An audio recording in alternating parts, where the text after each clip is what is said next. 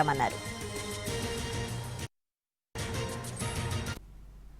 ABC కేటగిరీగా చేసి 2500 జనాభా ఉన్నటువంటి ప్రాంతాలు ఒక గ్రూప్ గాను, 2500 నుంచి 3500 వరకు ఒక గ్రూపు, 3500 పైన ఉన్నటువంటి ఒక గ్రూపుగా పెట్టి ఈ సెక్రటేరియట్ ఉన్నటువంటి వాళ్ళని, దాంతోపాటు ముఖ్యమంత్రి గారు ప్రజెంట్ ఏదైతే ఉందో రియల్ టైం గవర్నెన్స్, అదే ఆర్టిఫిషియల్ ఇంటెలిజెన్స్, అదేవిధంగా ఐఓటీ సేవల కోసం యాస్పిరేషనల్ సెక్రటరీని కూడా నియమించాలని చెప్పేసి జరగడం జరిగింది. దానికి సంబంధించిన జీవో నెంబర్ 1 కూడా ఇష్యూ చేయడం జరిగింది.